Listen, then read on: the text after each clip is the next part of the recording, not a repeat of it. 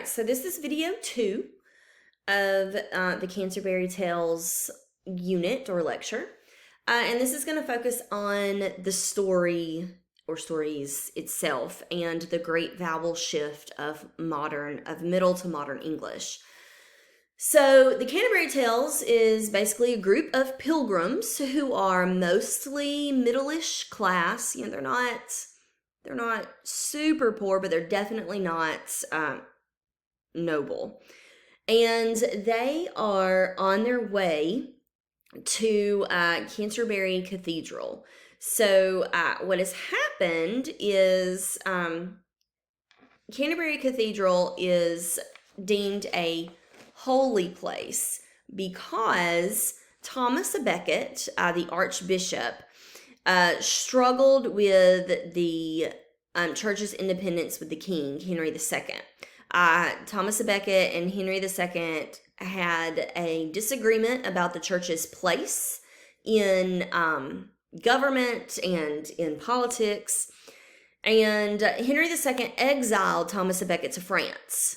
But after 6 years, Thomas à Becket returned, and that made Henry II very angry. He was very angry.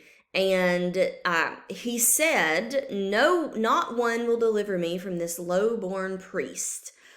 So he had his knights murder him in 1170 in the cathedral. They spilled his brains on the floor. And Thomas à Becket was a very well-liked archbishop. So what the clergy did then was they sopped up all of his blood from the floor and they put it in little vials. And 3 years after his death, Thomas à Becket was canonized, which means he was deemed a saint. So they made a shrine in Canterbury Cathedral to Thomas à Becket. And then pilgrims believed that his blood was holy and that it had healing powers. So then the church took those little vials of his blood and sold them as those indulgences that I spoke about in the first video. So this is a picture of Canterbury Cathedral. It's on the eastern coast of England. It's about an hour outside of London. It's a really large, really beautiful structure. You can Google images of the inside of the cathedral. But this is the church that the pilgrims were headed to in the Canterbury Tales. And this is the route that they would have traveled. So they would have begun in Southwark, which is up here. And this is where the inn is in Southwark. And then they would have traveled down this road all the way and ending at Canterbury. Now, this is about 40 miles, roughly 40 miles. And while that doesn't seem like a lot to us, you know, we get in a car and we go 40 miles and it might take us 20 minutes. But they traveled 40 miles on foot. So it would take quite a while to walk 40 miles. So this was a huge undertaking, a big journey for these pilgrims. So the general prologue, that is the first piece of the Canterbury Tales that you will read. It is the most popular piece of the Canterbury Tales. It's probably the most widely read story. But Chaucer is best known for these 22 tales in this collection. 2 of those tales are incomplete. They are not finished. So his original plan really was 120 tales. There are 30 characters in the Canterbury Tales, and they were supposed to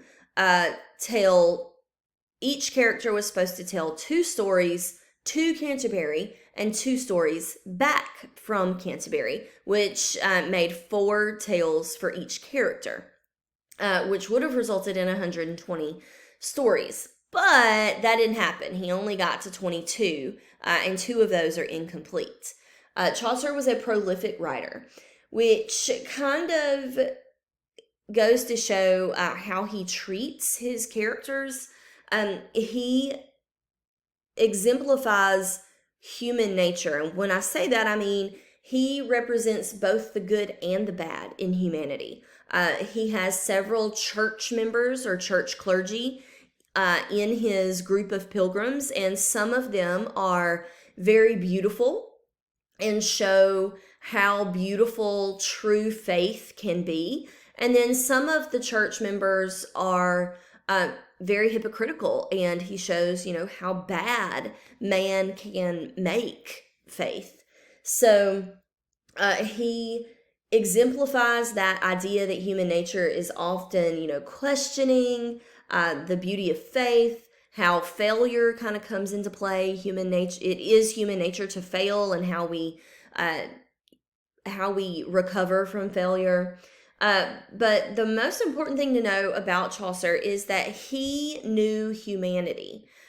He did a lot of extensive traveling during the 100 Years' War. He traveled all over Europe because of his job with the government. He was a civil servant, so it was his job to kind of travel back and forth and bring messages back and forth through the government.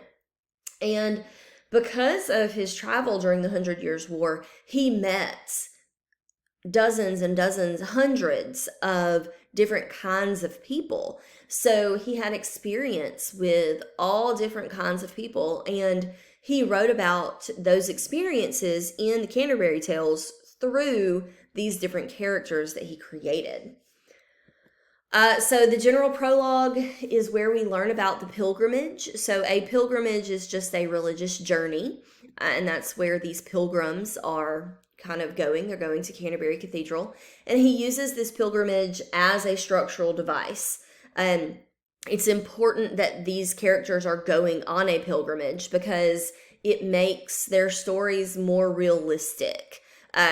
All of the characters come from different ranks of society. Some of them are more poor than others. Some of them are part of the church. Some of them are not part of the church. So without the pilgrimage, these characters probably would have never been in a situation where they were telling stories to one another. They would not have traveled in the same social group. So the pilgrimage is important because it forces these different types of characters to be in one spot and to tell these stories to each other. And they tell stories to pass the time. So making all of these characters travel together in this pilgrimage gives a sense of realism. It makes their stories, and it makes the fact that they are together realistic of the time. So we are going to talk about sounds in the Canterbury Tales, and we're going to talk about the great vowel shift.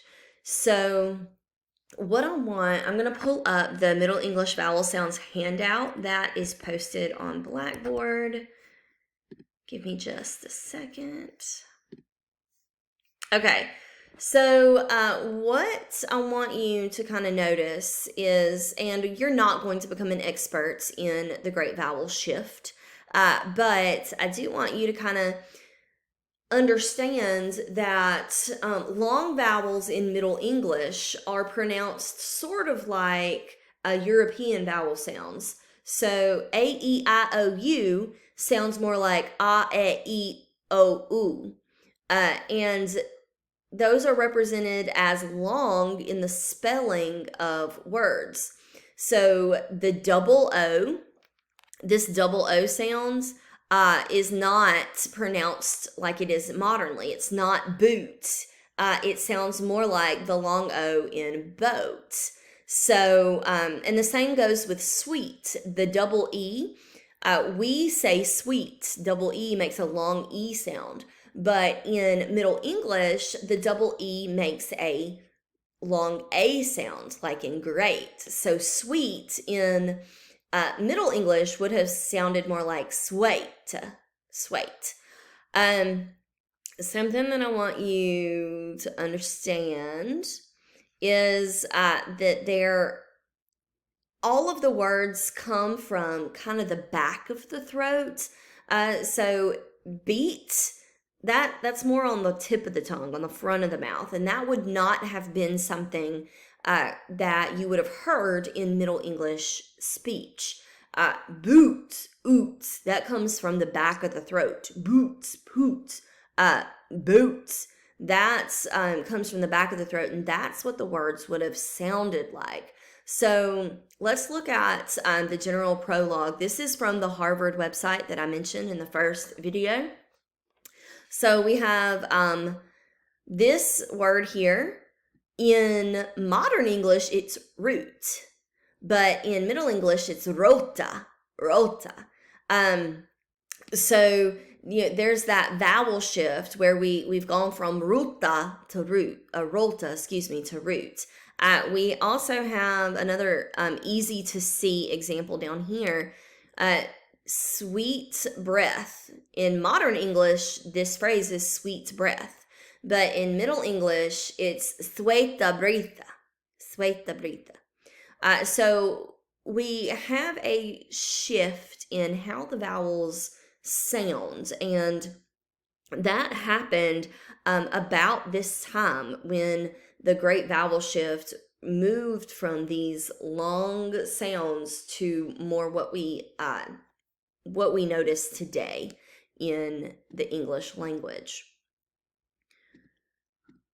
So another thing that I want you to kind of understand is that Canterbury Tales is written in heroic couplets. Heroic couplets just means two lines that rhyme. A couplet is a couple, two, and heroic couplets are just rhyming lines. And they're also written in iambic pentameter. So an iamb is when you have an unstressed, that's what this U shape is, and a stressed syllable together. So one iamb, this is one iamb, okay? And penta means five. You have the pentagon. A pentagon is 5 sides. So penta means 5. So iambic pentameter is when you have 5 iambs in a line. So we have 1, 2, 3, 4, 5 iambs. So Juan that April with his Charles suta. Okay, so you've got unstressed and then stressed. It makes up an iamb. So we have iambic pentameter in the complete Canterbury Tales stories. This is just a list of all of the characters, all of the pilgrims in the Canterbury Tales. We obviously do not have time to read all of them. You'll read the general prologue, and then you will read The Wife of Bath. The Wife of Bath, her tale is kind of hilarious, and we'll talk about why her tale is hilarious, because Chaucer has kind of an attitude towards his characters. He definitely has like the ideal characters, the knight, the squire, the clerk, the parson, the plowman.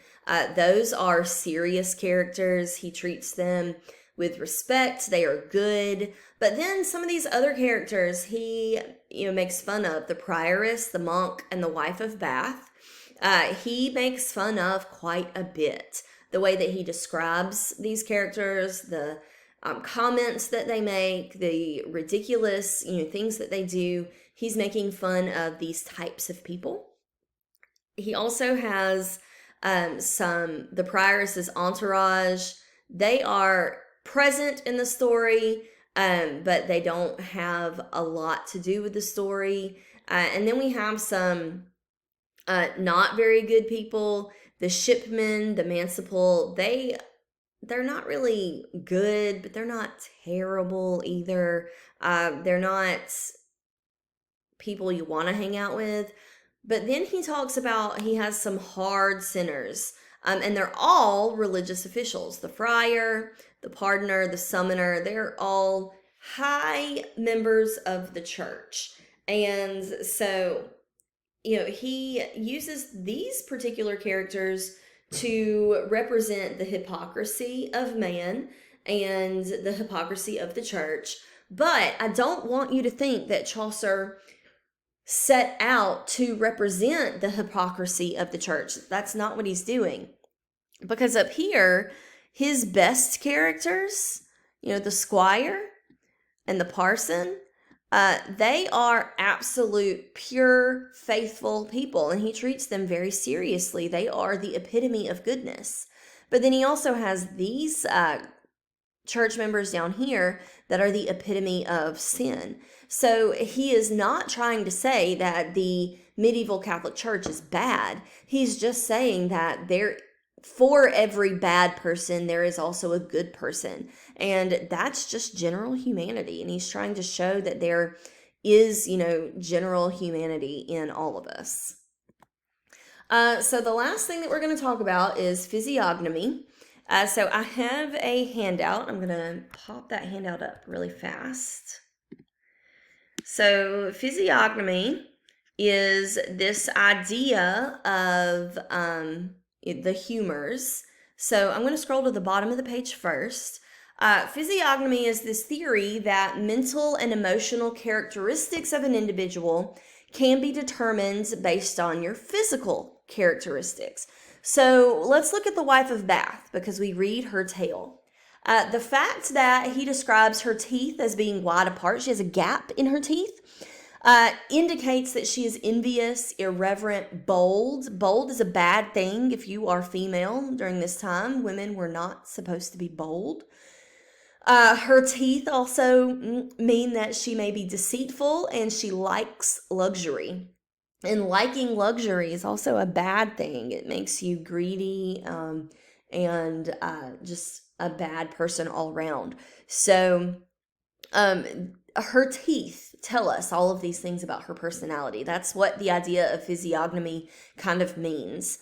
The pardoner is another character that really has a lot of physical characteristics that are supposed to give us ideas about who he is morally. So they talk about how his hair is sparse and yellow, and it's that his hair is an indication of his cunning or deceptiveness.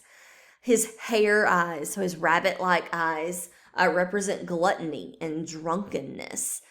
His goat voice and his beardless face indicate a lack of manhood and treachery. So all of the physical descriptions of the pardoner kind of represent his lack of moral prowess. He is not a good guy, and all of the physical characteristics that Chaucer has given the pardoner represents that evil, so to speak. There is also this idea going on in this particular time is the idea of humor. So this was like scientific belief. This is what medicine told everyone. They believed that the body was made up of 4 main liquids. So you had blood, yellow bile, phlegm, and black bile. And doctors at this time believed that these 4 elements had to be balanced. And if they were not balanced, then you would suffer symptoms. So if you had too much blood, then you were called sanguine. If you had too much yellow bile, you were choleric. If you had too much phlegm, you were phlegmatic. If you had too much black bile, you were melancholic. And what that meant is, if you were sanguine, if you had too much blood, then your personality was very joyful. You loved people. You loved to talk to people. You were a generally overly happy person. If you were choleric, then you were easily angered, maybe more of a type A personality. You were stubborn, very impatient. If you were phlegmatic, then you were boring, possibly cowardly. And if you are melancholic, then you might be greedy or fat or lazy, maybe sentimental, always looking into the past instead of the future. So this was, medical terminology at the time. So, it's no surprise that we didn't quite understand how the Black Plague became so bad so fast, because we didn't have a good understanding of general medicine, because these ideas were taken as fact, as medical fact. So if you look down here on this, on these last few pages, you can kind of read through what would make someone melancholic, choleric, phlegmatic, or sanguine. And you can kind of see like where you would fall. Which humor would you have been diagnosed with if you had lived in the medieval times? So that is my last slide. I hope this gives you a little more insight on understanding the general prologue and the Wife of Bath. Please look through the other handouts that are posted on Blackboard and complete the quiz on this week's reading before Sunday. If you have any questions, please email me and let me know. Thank you.